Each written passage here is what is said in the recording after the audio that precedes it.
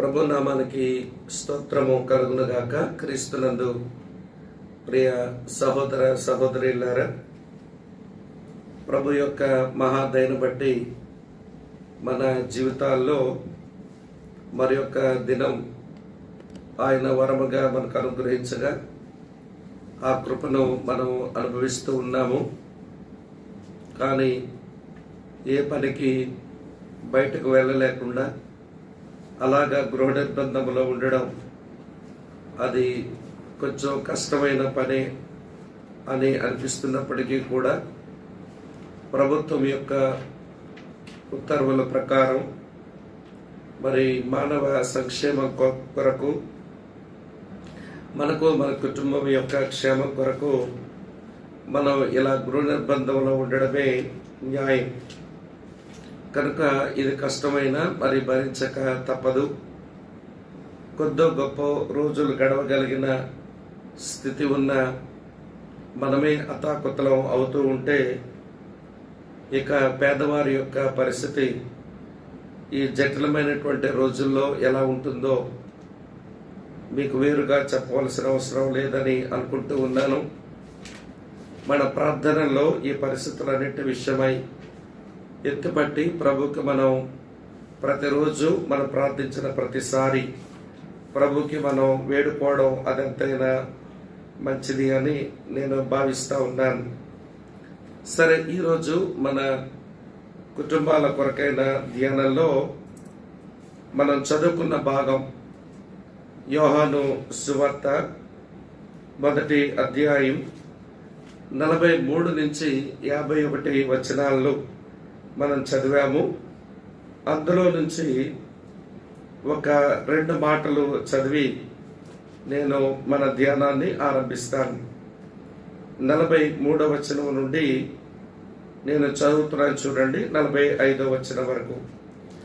మరునాడు ఆయన గలిలయకు వెళ్ళగోరి ఫిలిప్పును కనుగొని నన్ను వెంబడించుమని అతనితో చెప్పాను.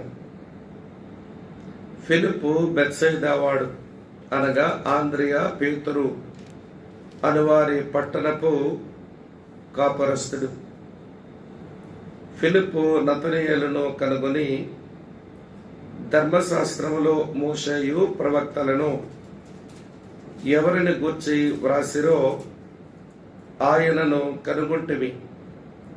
ఆయన యోసేపు కుమారుడైన నజరేయుడగు యేసు అని అతనితో చెప్పాను. ప్రార్థన చేద్దాం.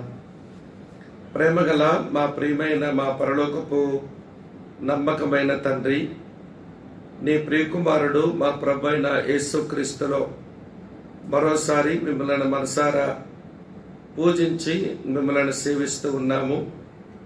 నీ దయను బట్టి ఈ గడ్డు కాలంలో మా జీవితాలు అవి నెట్టబడుతూ ఉండగా నీ కృప కొరకు మీరు జరిగించబోయే ఆశ్చర్యకరమైన మీ కార్యాల కొరకు దేవుని పిల్లలంగా మేము ప్రార్థించి ఎదురు చూస్తూ ఉన్నాము. ఇలాంటి కట్టుదిట్టమైన పరిస్థితుల మధ్య నిర్బంధంలో మీరు మీ వాక్యంతో మమ్మల్ని కలుసుకుంటూ ప్రతిరోజు మాతో సంభాషిస్తూ మమ్మల్ని నడిపిస్తున్న నీ ప్రేమ కొరకు వందనాలు చెల్లించుకుంటూ, ప్రభా, ఈరోజు మా ధ్యానం కూడా మాకు ఉపయోగకరంగా చేయమని, మాతో మాట్లాడమని యేసుక్రీస్తు వారి యొక్క నామంలోనే స్తుతులు చెల్లించి ఆరాధించి ప్రార్థిస్తున్నాము మా పరలోకపు ప్రియ తండ్రి. ఆమేన్, ఆమేన్. ప్రభునందు ప్రియ సహోదర సహోదరులారా, ఆత్మల సంపాదకులు, అది కూడా నూతన నిబంధన ఆత్మల సంపాదకులు అనే శీర్షికలో మనం ఈరోజు చేస్తున్న ధ్యానం 3వ ధ్యానం. మొదటి ధ్యానంలో బాప్తిస్మమిచ్చు యోహాను గురించి మనం అధ్యయనం చేశాము. 2వ ధ్యానంలో ఆంద్రేయుని గురించి మనం అధ్యయనం చేయగలిగాము. ఈరోజు ఆత్మల సంపాదన పనిలో ఉండి ఆ పనిలో ఫలములు చూచిన ఫిలిప్పును మనం ఈరోజు ధ్యానం చేయబోతున్నాం. యోహాను సువార్త ప్రకారం ప్రియులారా, ప్రభు తన కొరకు ఏర్పాటు చేసుకున్న అపోస్తలులలో 4వ వాడు ఫిలిప్పు. కానీ అపోస్తలుల లెక్క వ్రాస్తూ ఉన్న క్రమంలో అతను 5వ వాడుగా బైబిల్ గ్రంథంలో అతను వరుస క్రమంలో గ్రంథస్థం చేయబడ్డం మనం చూస్తాం. కానీ యోహాను సువార్త ప్రకారం ఇప్పటికీ ప్రభువుకు దొరికిన ఆ శిష్యులు అపోస్తలులలో ఆంద్రియ, యోహాను, తర్వాత సీమోను, పేతురు, 4వ వాడు ఫిలిప్పు. ఈ ఫిలిప్పు కూడా ఆత్మల సంపాదన పనిలో ఉన్నాడు. చక్కని పనిని ఆయన కూడా జరిగించాడు. అందులోంచి మనం నేర్చుకోవలసిన కొన్ని పాఠాలు నేర్చుకోవడానికి ప్రయత్నం చేద్దాం. ప్రియులారా, ఫిలిప్పు అనేటువంటి మాటకు గుర్రములను ప్రేమించేవాడు అని అర్థం వస్తుంది. వాస్తవంగా ఈ పేరు యూదులకు ఉండవలసిన పేరైతే కానే కాదు. ఈ పేరు గ్రీకుల యొక్క పేరు, కానీ అది ఫిలిప్పుకు ఇవ్వబడింది. ఆ రోజుల్లో రోమీల యొక్క ప్రాబల్యం అధికంగా ఉన్న కారణం చేత అటు గ్రీకుల్లో గొప్పవారి పేర్లు, అలాగనే రోమీల్లో కూడా కొన్ని గొప్పవారి పేర్లు వారి పిల్లలకి ఇచ్చుకునేటువంటి అలవాటు ఉన్న కారణం చేత ప్రియులారా ఈ పేరు తనకు ఇవ్వబడింది. అతని యొక్క కుటుంబ నేపథ్యం, అతని యొక్క బాల్యం, అతని యొక్క స్థితిగతులు ఏవి మనకు లేఖనాలలో మనకు దొరకకపోయినా ఈ యోహాను సువార్త 1వ అధ్యాయం 43వ వచనం నుండి మనకు దొరుకుతున్న ఈ సంగతులను మనం ఆధారంగా చేసుకొని ప్రియులారా అతను ఆత్మల సంపాదన పనిలో ఎట్లా ఉన్నాడో అది తెలుసుకునేందుకు ముందు అతని కొరకు మనం ఆలోచించి సంపాదించుకోవలసిన ఒక 2 విషయాలు అతని నేపథ్యంలో మనం నేర్చుకుందాం. అందులో మొదటి విషయం ఏమిటి అంటే అతను ప్రభు చేత వెతకబడి కనుగొనబడిన వాడు. ప్రియులారా, ఈ మాట గమనించండి. సీమోను పేతురునైతే ఆంద్రియ యేసు ప్రభు దగ్గరకు తోడుకొని వచ్చాడు, కానీ ఇక్కడ ఫిలిప్పు దగ్గరకు ప్రభువే ఫిలిప్పును వెతకి కనుగొన్నట్లుగా 43వ వచనంలో చదువుతాను చూడండి ఈ మాట. మరునాడు ఆయన గలిలయకు వెళ్ళగూరి ఫిలిప్పును కనుగొని అనే మాట మనం చూస్తాం. కనుక ప్రభువే వెతకి ఆయనను కనుగొన్నాడు అనే విషయాన్ని గమనించాలి. ఈ సత్యం అది ఫిలిప్పు జీవితం కొరకు మాత్రమే కాదు సుమ, మన జీవితానికి కూడా ఇది 100కి 100 నిజం. ఎందుకని అంటారా? మనము కూడా ప్రభువుని వెతకలేదు, ప్రభువే వెతికినాడు. మనము ప్రభువుని కనుగొనలేదు, ప్రభువే మనలను కనుగొన్నాడు. మొదట మనం ప్రభువును ప్రేమించలేదు, ప్రభువే మనలను మొదట ప్రేమించాడు. ఈ సత్యాన్ని అపోస్తలుడైన యోహాను తాను రాసినటువంటి పత్రికలో 4వ అధ్యాయంలో ఈ సంగతిని ఆయన ప్రస్తావిస్తాడు. కనుక ప్రియమైన స్నేహితులారా, మనం ఎప్పుడు ఆయన్ను వెతకనో లేదు, ఆయనను కనుగొనలేదు, ఆయన ప్రేమించలేదు. ఆయనే మొదట మనల్ని బ్రతికాడు, ఆయనే మొదట మనల్ని కనుగొన్నాడు, ఆయనే మొదట మనల్ని ప్రేమించినాడు అనే మాట ఇది మన జీవిత అనుభవం అని జ్ఞాపకం చేసుకోవాలి. దీనికి సరైనటువంటి రుజువులు 1 యోహాను పత్రిక 4వ అధ్యాయంలో మనము గమనించగలుగుతాం. ఇది ఫిలిప్పు యొక్క నేపథ్యంలో మనకు దొరికేటువంటి ఒక ఆత్మ సంబంధమైన ఒక సత్యం. అయితే 2వ విషయం చెప్తాను చూడండి. అదే 43వ వచనం ప్రకారం ప్రియులారా చదువుతున్నాను చూడండి. నన్ను వెంబడించమని అతనితో చెప్పెను అనే మాట మనం చూస్తాం. నన్ను వెంబడించమని అతనితో చెప్పెను అనే మాటలో మనకేం అర్థమవుతుంది అంటే యేసు ప్రభు చేత అతను పిలుపును పొందినవాడు అనే మాట గమనించాలి. ఇప్పటి వరకు ఉన్న ఆ ముందున్న ముగ్గురులో ఎవరికి అనుభవం దొరకలేదు. బాప్తిస్మిచ్చి యోహాను వెనుక ఆంద్రియ, యోహాను ఉన్నారు. ప్రభువుని వెంబడించమని బాప్తిస్మిచ్చి యోహాను చెప్పగా వారు ప్రభువుని వెంబడించారు. రబ్బూని నువ్వెక్కడ కాపురం ఉన్నావు అని అంటే, వచ్చి చూడండి అన్నాడు. వారు వెళ్ళి చూశారు. అట్నుంచి వచ్చిన తర్వాత ఆంద్రియా తన సహోదరుడైన సిమోను పేతురును కనుగొని ఆయన ప్రభు దగ్గర నడిపించాడు. ఈ ముగ్గురు వ్యక్తులు కూడా నన్ను వెంబడించండి అని ప్రభు యొద్ద నుంచి పిలుపు పొందడం జరగలేదు. గాని ఈ 4వ వాడైనటువంటి ఫిలిప్పుకు ఆ పిలుపు దొరికింది. ప్రియులారా, ఇది కూడా మన జీవితం వరకు తెచ్చుకోవాలి. ఈ రోజున మనము కూడా దేవుని చేత పిలుపును పొందినటువంటి వారం. ఇదెప్పుడు మనం మర్చిపోకూడదు. ప్రియులారా, ఒక క్రైస్తవుడు దేవుడు తన పిలిచిన పిలుపును జ్ఞాపకం చేసుకుని దానిలో ఆనందించడంలో ఎప్పుడూ అతను విసిగిపోకూడదు. ప్రభు నన్ను ఇలాంటి మాట చేత పిలిచాడు, పలానా సేవకుడు ద్వారా పిలిచాడు, ఆయన పిలిచినటువంటి పిలుపు వెనక ఉన్న ఆ పరమార్థం ఆ రోజు నాకు అర్థమైంది అని ఆ పిలుపును గురించి చెప్పుకోవడంలో, ఆ పిలుపును గురించి ఇతరులతో పంచుకోవడంలో ఎప్పుడూ ఒక క్రైస్తవుడు విసిగిపోకూడదు. దీనికి మంచి ఉదాహరణ అపోస్తలుడైన పౌలు భక్తుడే. పౌలు భక్తుని యొక్క జీవితం అంతా తరచి చూడండి. దేవుడు తన పిలిచిన పిలుపును గురించి మాట్లాడడంలో అతను ఎంత సంబరపడేటువంటి వాడుగా ఉంటాడు. ఆయన సంఘాలకు రాసిన పత్రికల్లోనూ అలాగనే వ్యక్తులకు ఆయన వ్రాసిన పత్రికల్లో కూడా తన పిలుపును గురించి అతను పంచుకోవడంలో అతను ఎన్నడూ విసుగు చెందని వాడుగా, ఆ పిలుపును గురించి పంచుకోవడంలోనే తాను ఆనందించేటువంటి వాడుగా మనము పౌలు భక్తుని చూస్తాం. కనుక ఈ 2 విషయాలు గమనించండి ప్రియులారా. ఫిలిప్పుకు ఈ 2 అనుభవాలు ఉన్నాయి. దేవుని చేత వెతకి కనుగొనబడ్డాడు, అది మొదటి అనుభవం. రెండవది దేవుని చేత పిలువబడ్డాడు వెంబడించమని, అది రెండవ అనుభవం. అతని యొక్క నేపథ్యంలో ఈ 2 సంగతులను గురించి ఇక ఏ సంగతులు మనం ఆలోచించడానికి మనకు ఆధారాలు లేవు. కాబట్టి ఈ 2 సంగతులు చాలు ఒక వ్యక్తి ఆత్మల సంపాదన పనిలో పడేదానికి. ఈ 2 అనుభవాలు ఒక వ్యక్తికి సరిపోతాయి, అవి అతనికి అర్హతగా ఉంటాయి అనే విషయాన్ని మీరు అర్థం చేసుకొని, ఇప్పుడు ఈ ఫిలిప్పు ఆత్మల సంపాదకునిగా ఎట్లా పనిచేశాడో దాన్ని మనం అధ్యయనం చేస్తాం. నేను ఒక 4-5 తలంపులు ప్రియులారా ఫిలిప్పు జీవితంలో నుంచి నేను మీతో పంచుకోవాలి అని నేను తలస్తా ఉన్నాను. రండి, మొదటి సంగతి జ్ఞాపకం చేస్తాను. ఫిలిప్పు ఆత్మల సంపాదకునిగా అతని దగ్గర ఉన్న అనుభవం ఏంటంటే, నశించిపోతున్న వారిని వెతకి కనుగొనినవాడు. ఫిలిప్పు ఎలాగా ప్రభు చేత వెతకి కనుగొనబడిన వాడు అయినాడో, ఫిలిప్పు కూడా ఎవడి వెతకి మనిషిని కనుగొనేటువంటి అనుభవమే వచ్చింది. ప్రియులారా వినండి, యేసుక్రీస్తు ప్రభు ఈ లోకానికి రావడం వెనుక ఉన్న పరమ ఉద్దేశం నశించిపోతున్న పాపులను వెతక రక్షించడమే.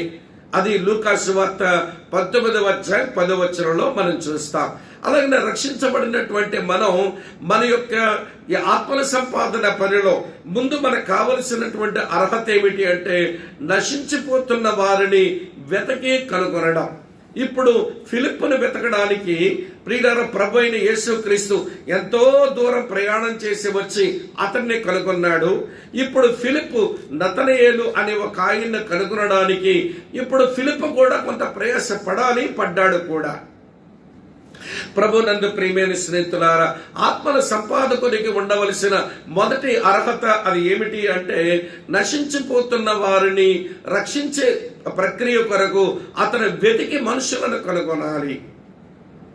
అలాగ కనుగొన్నటువంటి వారిని గురించి బైబిల్ ఎంత గొప్పగా మాట్లాడుతుందో ఒక 2 వచనాలు నేను మీకు చూపించాలి అని నేను కోరుతున్నాను ప్రియులారా. చూడండి, యాకోబు రాసిన పత్రిక 5వ అధ్యాయం, యాకోబు రాసిన పత్రిక 5వ అధ్యాయం 19-20 వచనాలు మీ కొరకు చదువుతున్నాను. చూడండి, నా సహోదరులారా, మీలో ఎవడైనను సత్యము నుండి తొలగిపోయినప్పుడు మరొకడు అతనిని సత్యమునకు మళ్లించిన ఎడల, పాపిని వాని తప్పు మార్గము నుండి మళ్లించువాడు మరణము నుండి ఒక ఆత్మను రక్షించి అనేక పాపములు కప్పివేయునని తాను తెలుసుకొనవలెను అని రాసి ఉంది. చూస్తున్నారా ఈ వచనం ఎంత బాగుందో? ఎవడైనా కాని సత్యము నుంచి తొలగిపోతే మరొకడు అతని సత్యమునకు మళ్లిస్తే మీరు పాపిని వాడు తప్పు మార్గం నుంచి మళ్లిస్తే మరణము నుంచి ఒక ఆత్మను రక్షించి అనేకమైన పాపములు కప్పివేసేటువంటి వాడుగా ఆ ఆత్మల సంపాదకుడు కనబడతాడు. కనుక ప్రియమైన స్నేహితులారా, కనుక ఈ రోజున సత్యం తెలిసినటువంటి మనం మరణానికి ప్రయాణం చేస్తున్న ఒక పాపిని మనము కనుగొనాలి. అలా కనుగొన్నటువంటి వారికి బైబిల్ ఇచ్చే ఔన్నత్యం ఏంటో చూపిస్తాను. చూడండి, దానియేలు గ్రంథం 12వ అధ్యాయం దగ్గరకు రండి. దానియేలు గ్రంథం 12వ అధ్యాయం దగ్గరకు రండి.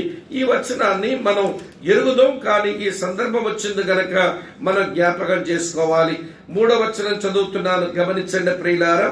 బుద్ధిమంతులైతే ఆకాశ మండలములోని జ్యోతులను పోలిన వారై ప్రకాశించెదరు. నీతి మార్గమును అనుసరించి నడుచుకున్నట్లు ఎవరు అనేకులను త్రిప్పుదురో వారు నక్షత్రముల వలె నిరంతరమును ప్రకాశించుదురు. చూస్తున్నారా? ఒక నశించిపోతున్న పాపిని, సత్యము నుంచి తొలగిపోయిన ఒక వ్యక్తిని మనం వెతికి కనుగొనడం వలన బైబిల్ గ్రంథం, పరిశుద్ధ గ్రంథం మనకిచ్చిన ఔన్నత్యం ఎలాంటిది అంటే మనము నిరంతరము నిలిచేటువంటి నక్షత్రాల వలె ఉంటాము అని చెబుతుంది. కనుక ప్రియమైన స్నేహితులారా, ఆత్మల సంపాదన పని ప్రతి క్రైస్తవుడు, అతని సేవకుడే కావచ్చు, సాధారణ విశ్వాసే కావచ్చు, ప్రతి వారు చేయవలసిన పని అని మనకు అర్థమైంది గత 2 ధ్యానాల్లో. ఈ ధ్యానంలో నేను మీకు జ్ఞాపకం చేస్తున్నాను. అలాంటి ఆత్మల సంపాదన పనిలో ఉండేటువంటి మనం మొదట మనుషులను వెతకి కనుగొనడం, ఇది మనకు చేత కావాలి. ప్రభు వెతికి నన్ను కనుగొనకపోతే, నన్ను సువార్త పిలుపు చేత పిలవకపోతే నేను రక్షించబడే వాడిని కాదు కదా, నేను రక్షించబడిన దానిని కాదు కదా. మరి నేను కూడా మరో మనిషిని వెతకి కనుగొని అతన్ను ప్రియులారా రక్షించబడ్డము నిమిత్తం ప్రభు యొక్క పిలుపును, ప్రభు యొక్క ప్రతినిధిగా నేను అందించాలి అని అనుకునేవాడే ఆత్మల సంపాదకుడు. కనుక ఫిలిప్ మనకు నేర్పిస్తున్న సత్యం ఏంటంటే, నేను ఒక విలువైన పని చేస్తున్నాను, నేను ఒక యోగ్యమైన పని చేస్తున్నాను ఆత్మల సంపాదకునిగా. ఆ విలువైన యోగ్యమైన పని ఏమిటి అంటే నశించిపోతున్న వారిని వెతకి కనుగొని ప్రభు యొక్క పిలుపును అతని చెవిన పడేస్తున్నా. ఇది మీరు నేను మనమందరము నేర్చుకోవలసిన ఒక మంచి అనుభవం అని సోదరునిగా, దేవుని సేవకునిగా మీకు మనం చేస్తున్నాను. రండి, 2వ సంగతి జ్ఞాపకం చేస్తాను.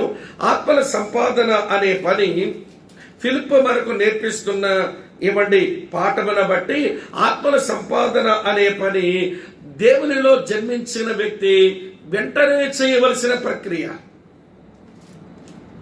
తిరిగి జన్మించిన వ్యక్తి వెంటనే చేయవలసిన ప్రక్రియ. దీనికి సమయం తీసుకోవలసిన అవసరం లేదు. దీనికి క్రైస్తవ్యంలో పెద్ద మెచ్యూరిటీ, పరిపక్వతలోనికి రావాల్సిన అవసరం లేదు.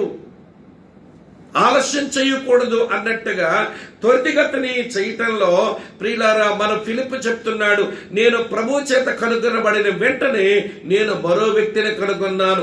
దీనికి నేనేం పెద్ద కాలయాపన చేయలేదు, దాని కొరకు నేను ఏమి సమయం నేను కనిపెట్ట చూడలేదు. నాకు దొరికిన ఈ సత్యాన్ని త్వరగా పంచుకోవడానికి నేను త్వరపడి పని చేశాను అన్నట్టుగా ఫిలిప్ జీవితం కనబడుతుంది. చూడండి, నేను చదువుతున్న 45వ వచనం. ఫిలిప్పు నతనయేలును కనుగొని ప్రభు చేత తను కనుగొనబడిన తరువాత, వినండి ప్రియులారా, ఇప్పుడు తాను నతనయేలు కనుగొనడానికి మధ్యలో కాల వ్యవధి ఎంత అంటే ఏమీ కాల వ్యవధి లేదు. అక్కడ ఏమీ సమయం జాప్యం చేయలేదు ఆయన. ఇది మనకేమి నేర్పిస్తుందంటే సెన్స్ ఆఫ్ అర్జెన్సీ, త్వరపడేటువంటి మనస్తత్వం మనకు ఉండాలి. ఎందుకో తెలుసా ప్రియులారా, త్వరపడే మనస్తత్వం ఎందుకు అవసరం అంటే యేసు ప్రభు మాటల్లో చెప్తాను. చూడండి, యోహాను సువార్త 9వ అధ్యాయం 4వ వచనం నేను మీకు జ్ఞాపకం చేస్తున్నాను. చూడండి ప్రియులారా, పగలు ఉన్నంత వరకు నన్ను పంపిన వాని క్రియలు మనము చేయుచుండవలెను, రాత్రి వచ్చుచున్నది, అది అప్పుడు ఎవడనూ పని చేయలేడు. చీకటి ఎప్పుడు కమ్ముకుంటూ వస్తుందో తెలియదు గనక పగలు ఉన్నంత వరకు ఆయన పని చెయ్యాలి. రాత్రి వస్తుంది, అప్పుడు ఎవడనో పని చేయలేడు. నేను త్వరపడి పని చేయాలి. నేను త్వరపడి పని చెయ్యాలి, నేను ఆలస్యం చేయకూడదు అనేటువంటి మనసు కొత్తగా జన్మించిన వ్యక్తి హృదయంలో అది ఒక మంటలాగా, అది ఒక విస్ఫోటనంలాగా కనబడాలి. ఇలా మీకు జ్ఞాపకం చేస్తాను ప్రియులారా. జగత్తు ఎవరో దైవజనుడు అన్నాడు, పుట్టిన పిల్లాడు ఏ పిల్లాడైనా 4 పనులే ఎక్కువ చేస్తాడట. పుట్టిన పిల్లాడు ఎక్కువగా ఏ పని మీద ఉంటాడు అంటే 4 పనుల మీదే ఉంటాడట. ఒక పని ప్రియులారా నిద్రించడం, రెండవ పని పాలు త్రాగడం, మూడవ పని శ్వాస పెంచుకోవడం, 4వ పని ఏడవడం. ఇంతకంటే పుట్టిన పిల్లాడికి ఇక వేరొక పని లేదు. యేసుక్రీస్తునందు నూతన జన్మ పొంది దేవునింట్లోనికి వచ్చినటువంటి వాడు దేవుని దగ్గర విశ్రాంతిని తీసుకోవాలి. రెండవ సంగతి వినండి, అతను దేవుని వాక్యం అనే పాలను అపేక్షిస్తూ ప్రియులారా అతను పాలు తాగాలి. అలాగనే వినండి, శ్వాస పీల్చుకోవడం అనంటే తనకు దొరికిన ప్రతి సమయం కూడా అతను ప్రార్థించనుకోకుండా ఉండాలి. చివరి మాట ఇవ్వండి, అప్పుడప్పుడు ఏడవాలి అన్నాడు. దాన్ని తన సాక్ష్యం ద్వారా ఇవ్వండి తన ఉనికిని చాటి చెప్పుకుంటూ వినండి ప్రియులారా ప్రభువుని పరిచయం చేయాలి. ఆ సాక్షి జీవితమే ఏడవడం అన్నాడు. ఈ రోజున మనకు విశ్రాంతి తీసుకోవడం వస్తుంది, శ్వాస పీల్చుకోవడము వస్తుంది, పాలు త్రాగడము వస్తుంది, కానీ అరవడమే లోపించింది. ప్రియులారా పుట్టిన పిల్లవాడు ఏడవకపోతే వినండి ఆయాలు, నర్సులు, వినండి డాక్టర్లు ఆ పిల్లవాడు ఎట్లయినా ఏడిపిస్తారు. ఎందుకంటే ఏడవడం అది పుట్టిన పిల్లవాడి యొక్క ఆరోగ్యానికి ఒక సూచన. అయితే దేవునిలో పుట్టినటువంటి వాడు వీడు నిజంగా పుట్టాడు అన్నదానికి సూచన ఏంటో తెలుసా? తన పొందిన అనుభవం మరొకరితో పంచుకోవడానికి ప్రయత్నం చేస్తాడు. వీడు రియల్ గా నిజంగా వాడు రక్షించబడిన వాడు అని చెప్పేదానికి వీలుంటుంది. చూస్తారా, ఇప్పుడు ఫిలిప్పు దగ్గర కాలయాపన లేదు, అతను సమయం ఏమీ తీసుకోలేదు. అతను వెంటనే ఇవ్వండి ఆత్మల సంపాదన పనిలో పడ్డాడు. ప్రియమైన సోదరి స్నేహితులారా, ఈ సత్యం మన వరకు తీసుకుని వస్తే వినండి, మనుషులందరూ కూడా మనం కూడా వారిలోనే ఉండే వాళ్ళం. అందరి పరిస్థితి ఎలాంటిదో తెలుసా? చదువుతాను చూడండి. సామెతల గ్రంథం, మీ కొరకే మంచి మాట, సామెతల గ్రంథం 24వ అధ్యాయంలో నేను చదువుతున్నాను చూడండి. 11వ వచనం ఇలా వ్రాసి ఉంది. సామెతల గ్రంథం 24:11లో చావునికై పట్టబడిన వారిని నీవు తప్పించుము, నాశనమందు పడుటకు జోగుచున్న వారిని నీవు రక్షింపవా.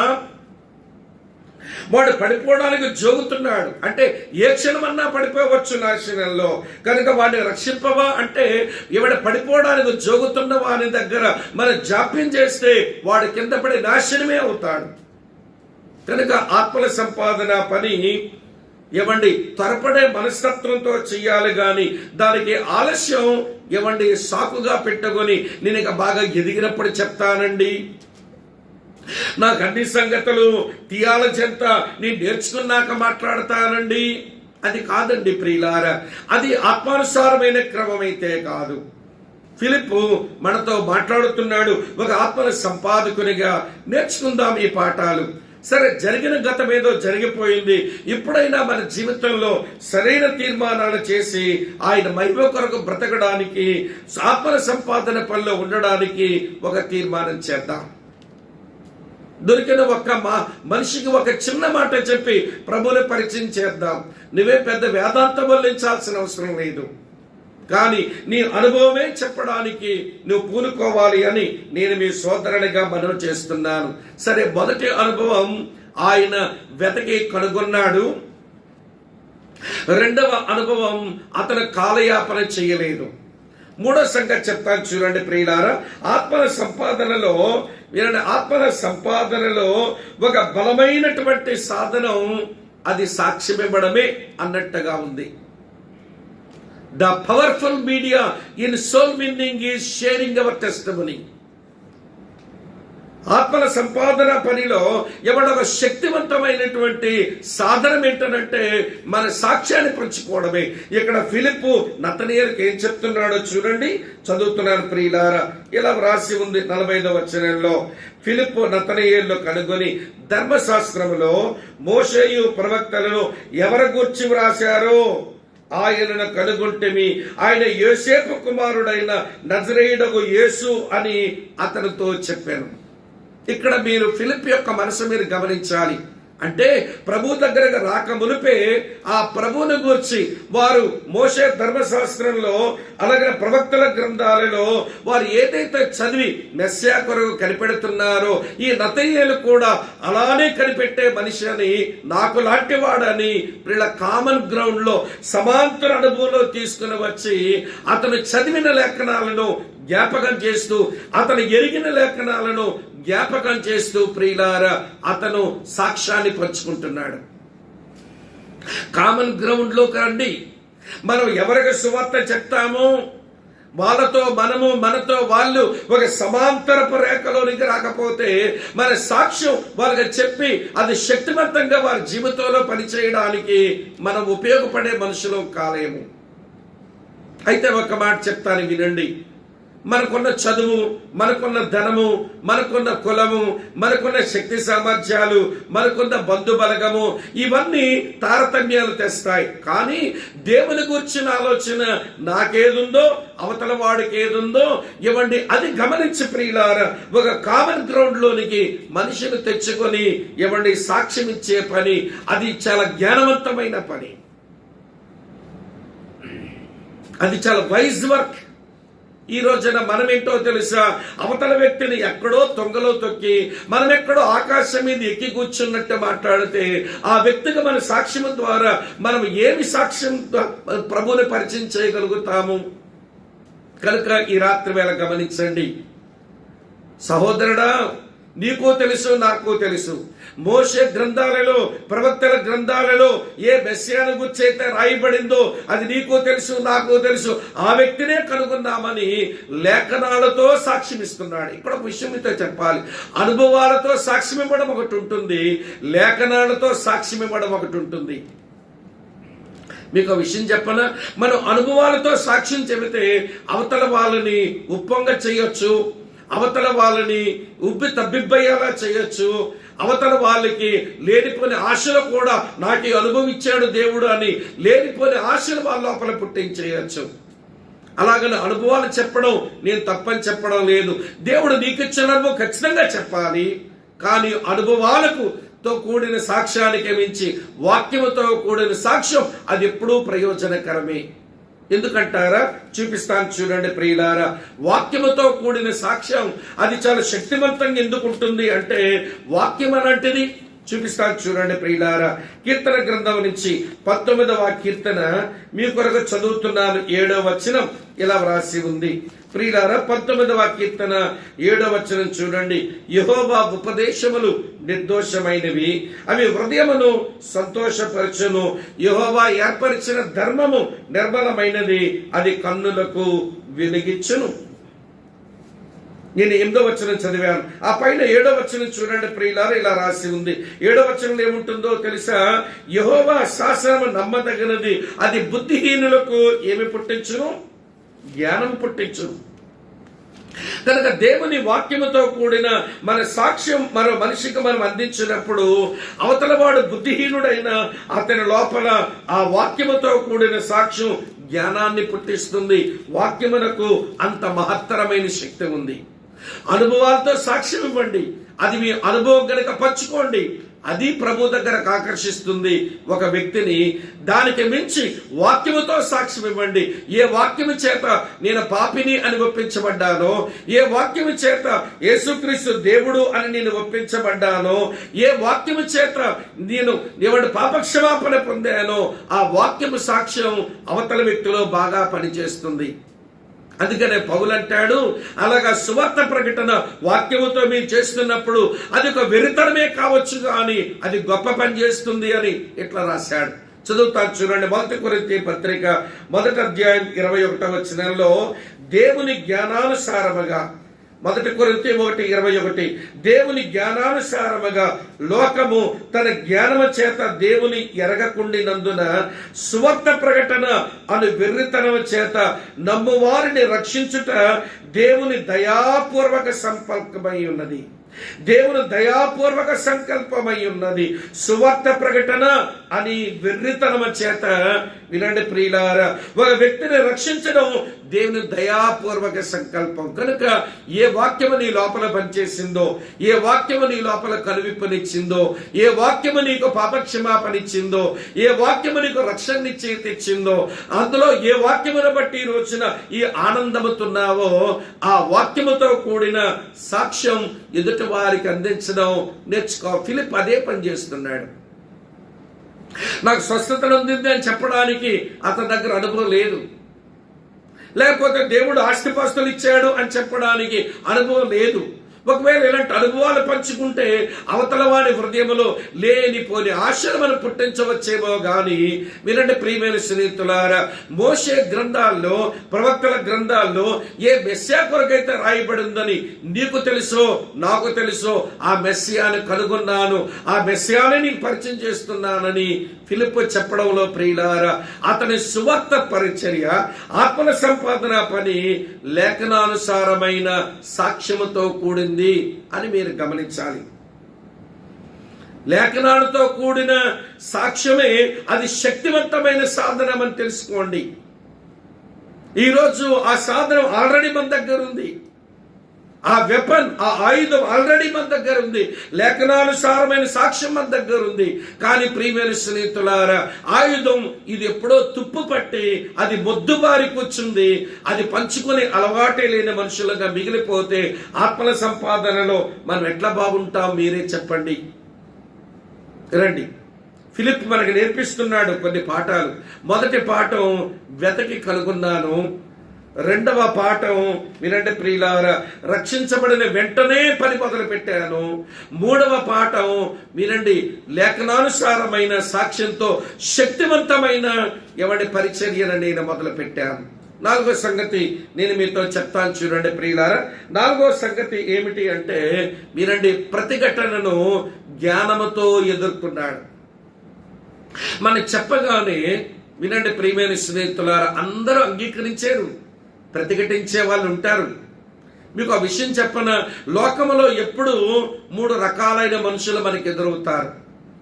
ఒకరు స్పందించేవారు, చెప్పగానే స్పందిస్తారు.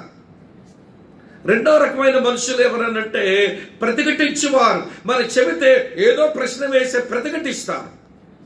మూడో రకం మనుషులు ఎవరంటే తటస్థంగా ఉంటారు. నీ దగ్గర నీ మాట మాట్లాడతారు, వేరొక దగ్గరికి వెళ్ళి వేరొక మాట మాట్లాడతారు. మీరు తటస్థులు అంటాం, న్యూట్రల్ పీపుల్ అంటాం.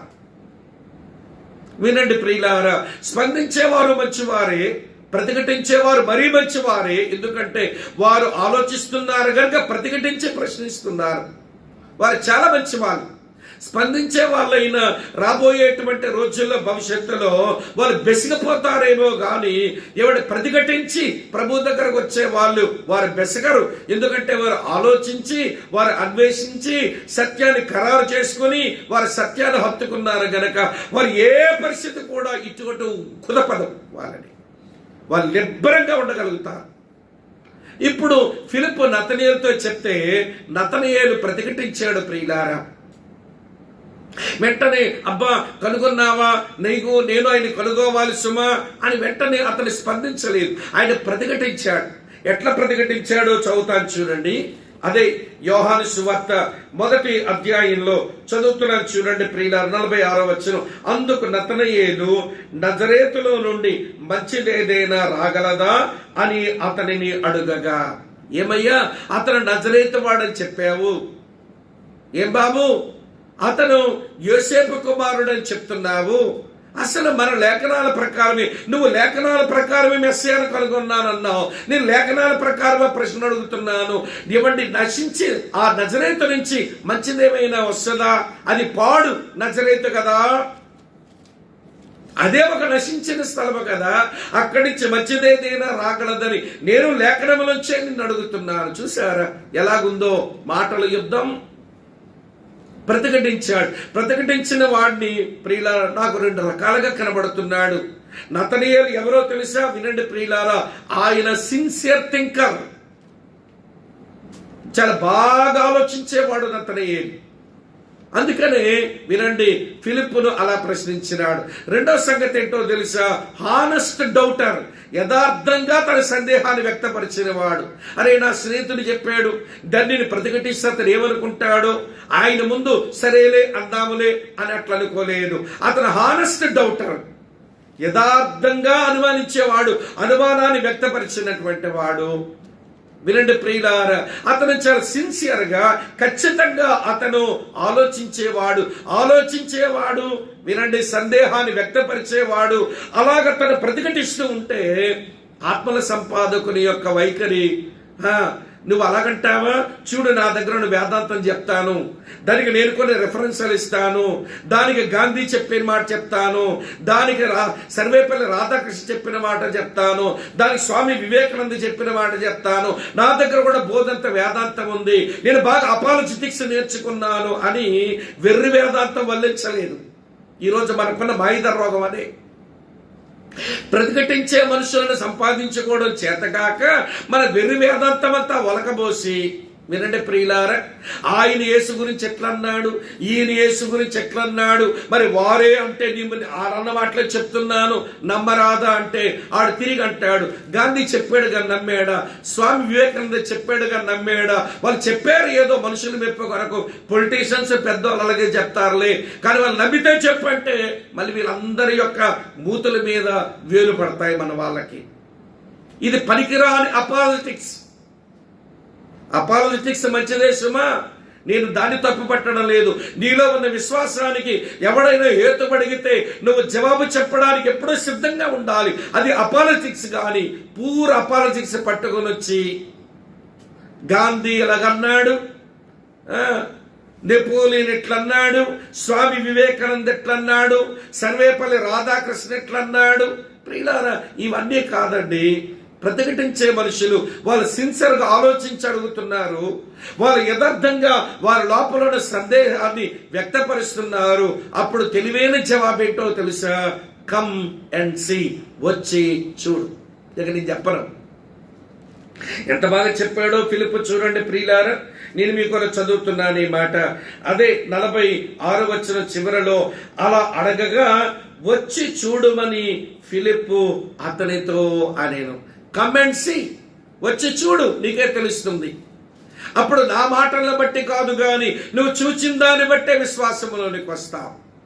ప్రియులారా, మీరు ఒక పేజీ వెనక్కి తిప్పితే సమరయలో ఉన్నవారు కూడా వినండి, సమరస్త్రీ చెప్పిన మాటలు విన్న తర్వాత వారు ఒక మాట అన్నారు. చూడండి, వాళ్ళు అన్న మాట ఏంటో నేను మీకు జ్ఞాపకం చేస్తాను. యోహాను సువార్త 4వ అధ్యాయంలో చదువుతున్న 41వ వచనం.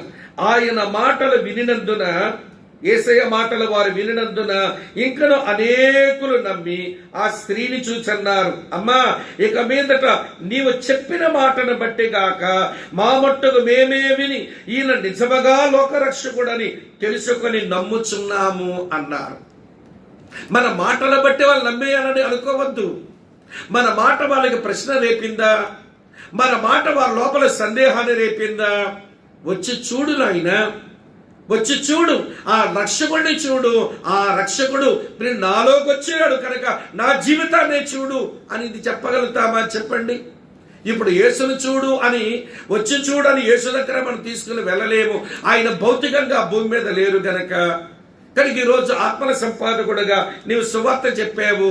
అతను యథార్థమైనటువంటి సందేహాన్ని వ్యక్తపరిచాడు, ఖచ్చితమైనటువంటి ప్రశ్నే నిన్ను అడిగాడు.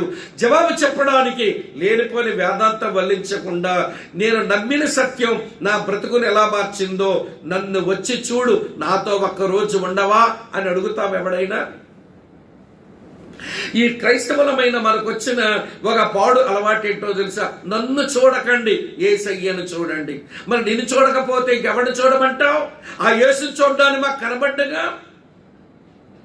యేసుప్రభు అందుకే చెప్పారు, ప్రియులారా, నేను లోకమునకు వెలుగును, నేను వెళ్ళిపోతున్నాను. ఈ లోకమును చీకట్లో ఉంచడం నాకు ఇష్టం లేదు గనక నేను మిమ్మల్ని లోకమునకు వెలుగుగా చేశాను అన్నాడు. మత్తయి సువార్త 5వ అధ్యాయం ఆ 13-14 వచనాల సారాంశం అదే కదా.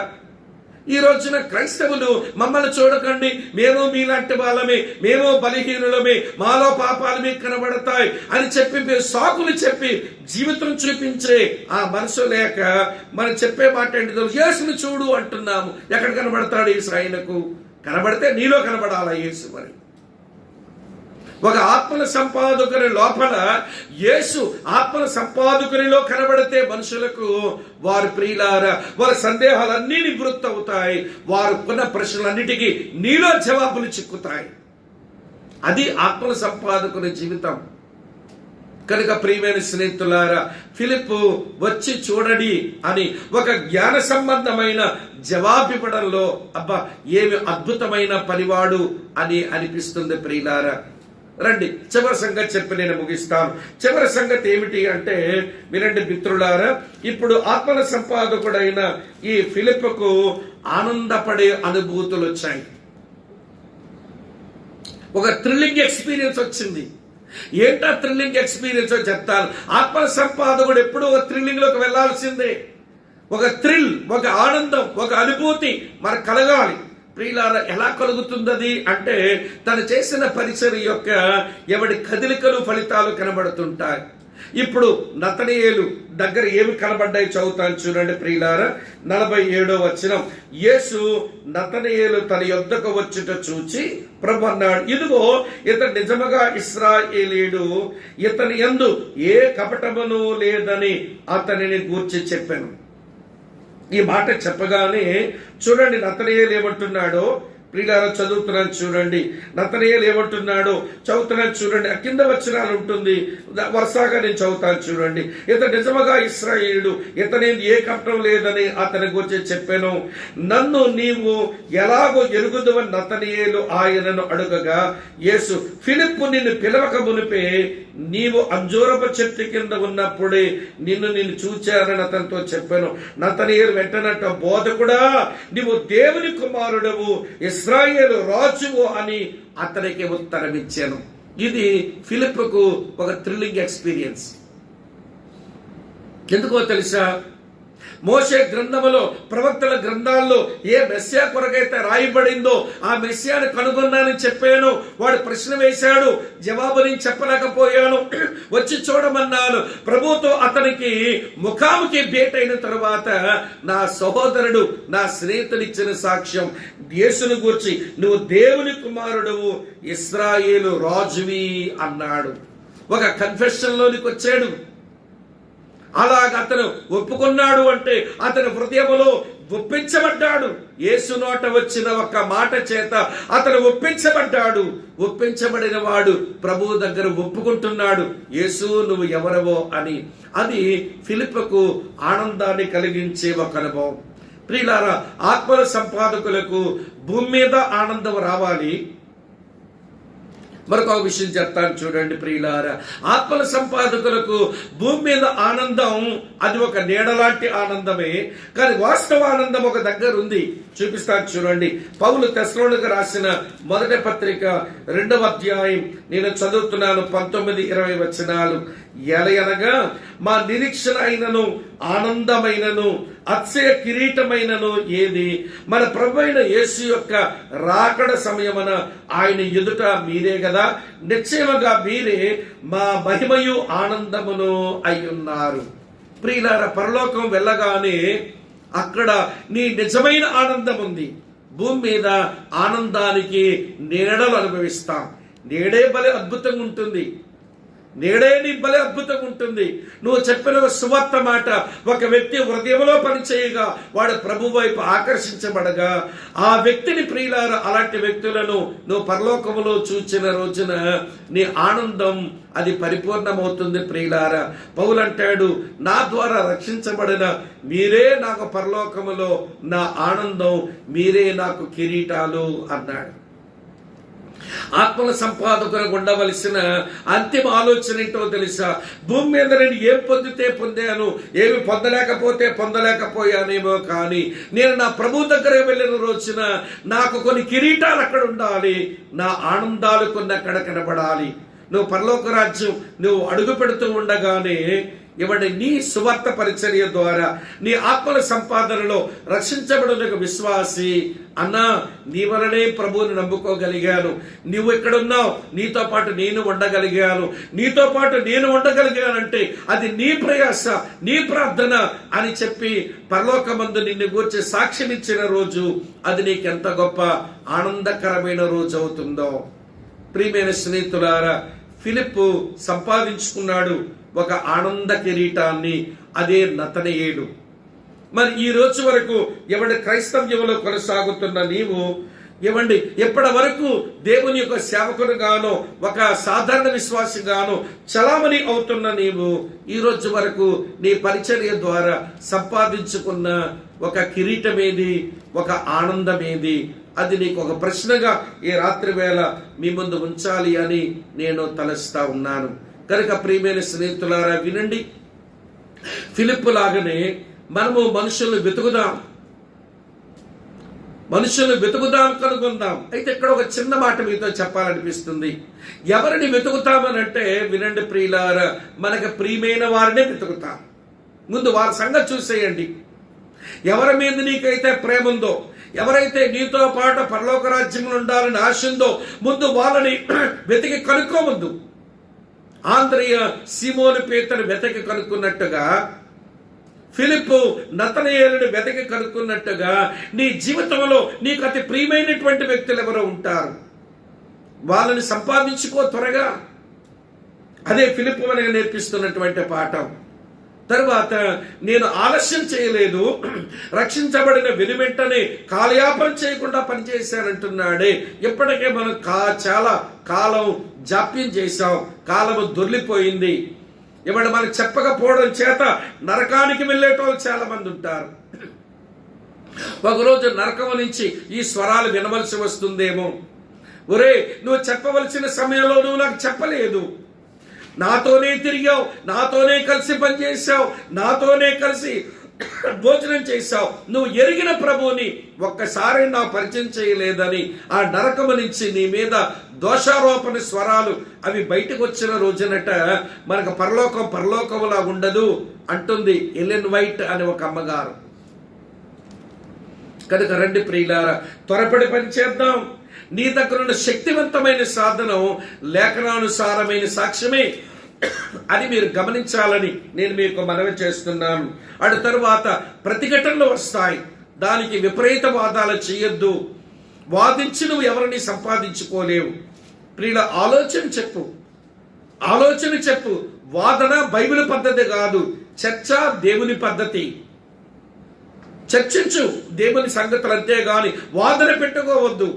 దేవుని వాక్యంలో వాదనకు తావులేదు ప్రియులారా. ఈ రోజున వాదనలకు తావిచ్చే వినండి ప్రియుల, మనము పాడవుతున్నాం, మరికొంతమందిని నరకానికి సిద్ధం చేస్తున్నాం. ఇది మనం ఎరగాల్సినటువంటి విషయం అని నేను మీకు జ్ఞాపకం చేస్తూ, మరో మాట, భూమి మీద నీ యొక్క ఛాయ ఆనందం, పరలోకమందు వాస్తవిక ఆనందం, ఈ రెండు పొందేదాని కొరకు నువ్వు సిద్ధపడవలసిన అవసరత ఉంది అనే విషయం గమనించాలి. ఇప్పటి వరకు నీ జీవితం వెనక్కి తిరిగి చూసుకో. నిన్ను బట్టి ఒక వ్యక్తి ప్రభువులోకి వస్తే, అతని ప్రభువులో స్థిరపడితే, ప్రభువుల గురించి సాక్ష్యం ఇస్తే, అతని భూమి మీద నీకు ఆనందం కావాలి. ఆ వ్యక్తే పరలోకమందు నీకు పరిపూర్ణమైన ఆనందం అవుతాడని, ఆ వ్యక్తిలో నీ ఆనందాన్ని చూసుకోవడానికి ఎవరైనా వ్యక్తులు నీకున్నారా అన్నది ఒక ప్రశ్న. తల వంచండి, కళ్ళు మూసుకోండి, ప్రార్థన చేద్దాం. ప్రేమపూర్ణుడమైన మా పరలోకపు మా ప్రియమైన తండ్రి, మీకు కృతజ్ఞతలు. మీరు మాకిచ్చిన ఈ ప్రశస్తమైన గడియల కొరకై మిమ్మల్ని మనసారా స్తుతిస్తున్నాము. నూతన నిబంధన ఆత్మల సంపాదకుల నుంచి మేము కొన్ని పాఠాలు నేర్చుకుంటున్నాము. బాప్తిస్మిచ్చి యోహాను నుంచి కొన్ని పాఠాలు నేర్పారు. ఆంధ్ర నుంచి కూడా మాకు కొన్ని పాఠాలు నేర్పారు. ఫిలిప్ ద్వారా కూడా మాకు కొన్ని పాఠాలు నేర్పుతున్నారు. మీకు కృతజ్ఞతలు చెల్లిస్తూ, ఇప్పటికే మా జీవితంలో దొర్లిపోయిన కాలానికి మేము పశ్చాత్తాపడుతున్నాము. మేము చేజార్చుకున్న అనేక ఆత్మలను బట్టి కూడా మేము దుఃఖపడుతున్నాము. మమ్మల్ని క్షమించండి ప్రభువా. ముందున్న కాలమైన యోగ్యమైన మంచి రీతిలో నీ పరిచర్యలో, సంఘములో, సావాసములో, కుటుంబంలో బ్రతకడానికి కావలసిన కృప అనుగ్రహించము. కోవిడ్-19 వలన గృహ నిర్బంధములను మా ప్రియులను జ్ఞాపకం చేసుకోండి. మరణాల సంఖ్య పెరుగుతుంది ప్రభువా. మరణించిన వారి కుటుంబ సభ్యులను మీరు కనికరించండి నాయన. వైద్యులు, పోలీసు వారు, ప్రభుత్వ యంత్రాంగాలు నాయన ప్రయాసపడి పనిచేస్తూ ఉండగా ఓ దేవా కనికరించి నాయన ఈ వైరస్ బారి నుంచి నాయన ప్రపంచాన్ని, మా దేశాన్ని మీరు కాపాడాలని మీకు మనవి చేసుకుంటూ మమ్మల్ని మేము నీ దయగల హస్తాలకు అప్పగించుకుంటూ ప్రభు నామంలో స్తోత్రం చెల్లించి ఆరాధించి ప్రార్థిస్తున్నాము తండ్రి. ఆమేన్, ఆమేన్. ప్రియులారా, మంచిది. ఒక రెండు మాటలు మీకు జ్ఞాపకం చేస్తాను. గతించిన శనివారం అలాగనే తర్వాత రేపు కూడా మరికొంతమందికి విధవరాళ్ళ కొరకు కొన్ని నిత్యావసరాల వస్తువులు మా సహవాసం నుంచి సప్లై చేయడానికి ప్రభు సహాయపడ్డారు. అలాగనే ఆదివారం నిన్న సాయంత్రం నుంచి మరి కొద్ది రోజులు పోలీసు వారు ఉదయం నుంచి సాయంత్రం వరకు పనిచేస్తూ ఉన్నారు. వారికి నీళ్లు, తర్వాత సాయంకాలం పూట కొంచెం ఏదైనా తినేది, వాళ్ళు త్రాగడానికి అవసరమైన టీని అట్లా సప్లై చేయాలని తలంచాము. అది నిజమైన అవసరంగా కనబడింది కనుక ఆ పనిలో దేవుడు సహాయపడతా ఉన్నాడు. ఈ పని బాగా జరుగునట్లుగా కూడా మీరు ప్రార్థించాలని కోరుతూ రేపు మళ్ళీ సాయంత్రం మరో వ్యక్తి ద్వారా మనం కొన్ని పాఠాలు నేర్చుకుందాం. దేవుడు మిమ్మల్ని, మీ కుటుంబాలను ఆశీర్వదించును గాక. ఆమేన్.